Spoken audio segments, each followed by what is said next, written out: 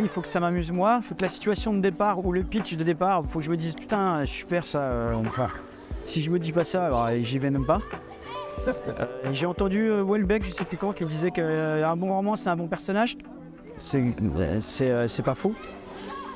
Et sinon, j'ai entendu Marc Villard qui disait qu'un bon polar c'était un polar très court parce que les histoires on les a déjà toutes faites. Donc il faudrait qu'il soit plus court, comme ça c'est moins chiant à lire pour lui. Je sais pas si c'est la bonne définition, mais c'en est une quoi. D'abord, il n'y a pas de recette.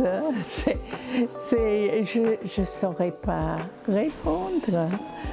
Moi, je ne construis pas un plan, je ne sais pas où je vais, je suis mon cœur, c'est tout. Et je peux commencer une histoire quand j'ai la première phrase, quand j'ai un personnage, mais je ne sais pas plus. Je pars à l'aventure comme le lecteur. Je suis exactement à la place du lecteur. Mais hier, j'ai eu une table ronde avec deux copines, écrivains, Florence Zinkel et Flore Vesco, qui sont parmi les plus talentueuses de leur génération. Est-ce qu'il y en a des règles de base? Je ne sais pas s'il existe des règles de base pour construire une histoire solide. Mes règles de base pour construire une histoire solide, ce sont beaucoup de travail en amont. Alors après, on n'aborde pas tous le travail de la même façon et on ne veut pas tous raconter les mêmes choses. Donc j'imagine que pour les auteurs qui seraient plus dans le genre suspense et ou enquête, il y a un travail, l'accent va être mis plutôt sur le travail de la construction, parce que c'est ça qui va amener ces éléments-là dans le texte. Pour des auteurs comme moi, qui travaillons avec une matière première qui est très proche du réel, la vraie base, c'est déjà de connaître les sujets qu'on aborde, donc c'est beaucoup de recherche. Et ensuite, il y a un travail de construction qui est différent, pas forcément moindre, mais différent, qui consiste dans un premier temps à identifier les points de vue dont on a besoin pour rendre compte le mieux possible de ce réel, donc tous les angles d'attaque de l'histoire, et ensuite faire le tri pour ne pas être noyé dans la masse des informations, parce qu'on en recueille toujours beaucoup trop. Faire le tri pour ne garder que l'essentiel, à savoir que ça reste quand même accessible au lecteur, pas que ce soit trop indigeste, ce qui est un exercice qui est compliqué en fait. Oui, c'est deux choses complémentaires qui se servent l'une l'autre. C'est vrai, c'est bien de faire les deux. Alors l'écriture, il n'y a aucune limite dans l'écriture. On peut écrire les sujets qu'on veut, on peut écrire, faire les descriptions qu'on veut, on peut rentrer dans la tête des personnages. Et c'est un travail solitaire. L'écriture pour le scénario au cinéma, l'écriture scénaristique, alors déjà, on rentre dans une collectivité, c'est-à-dire on est l'auteur, mais après il y aura d'autres intervenants, il va y avoir des réunions, donc c'est quelque chose de beaucoup plus collégial, on va dire. Et après, un scénario, en fait, qu'est-ce que c'est? Ce sont des actions et des actions et des paroles et des dialogues. On ne peut pas rentrer dans la tête d'un personnage dans un scénario, puisqu'à l'écran, on ne peut pas le retranscrire. Donc en fait, tout ce qu'on écrit, ça doit être quelque chose qui est très visuel et qui est direct en fait. Et donc voilà, c'est bien pouvoir...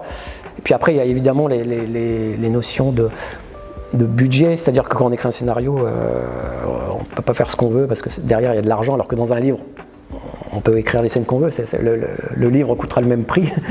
Donc voilà, il y a des comptes. Le scénario, c'est un monde de contraintes, c'est-à-dire il y a une sphère de contraintes, et à l'intérieur de cette sphère, on peut faire ce qu'on veut, mais il faut vraiment avoir conscience des contraintes avant.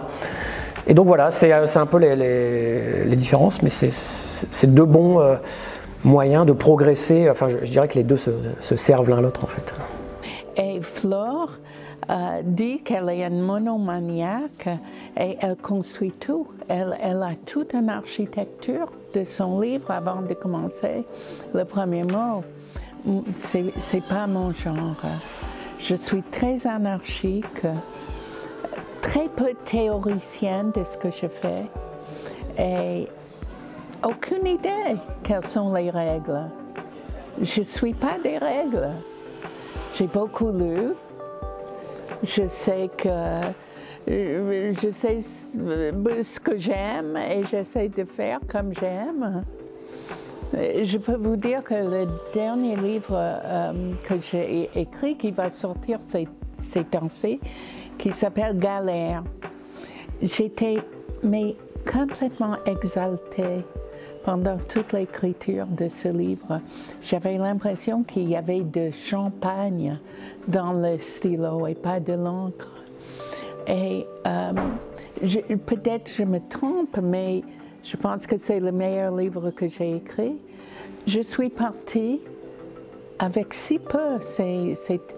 J'étais sollicitée par un éditeur qui m'a dit, un Américain qui vient en France et qui déteste tout. Je suis partie avec ça, ce qui est un peu mon histoire quand même. Parce que j'ai l'impression que les lecteurs aujourd'hui ont... Enfin, souvent c'est un exercice... Quand on travaille vraiment très proche du réel, le réel étant particulièrement complexe, quel que soit le sujet abordé, on s'aperçoit que les nuances, elles sont quasi infinies. On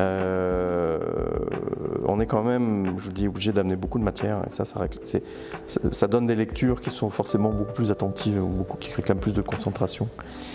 Et le problème du genre noir, c'est que en général, c'est pas péjoratif ce que je vais dire là, mais c'est plus des bouquins de consommation. Donc c'est pas forcément cet endroit-là que les gens s'attendent à devoir faire un effort de concentration et d'attention. Voilà.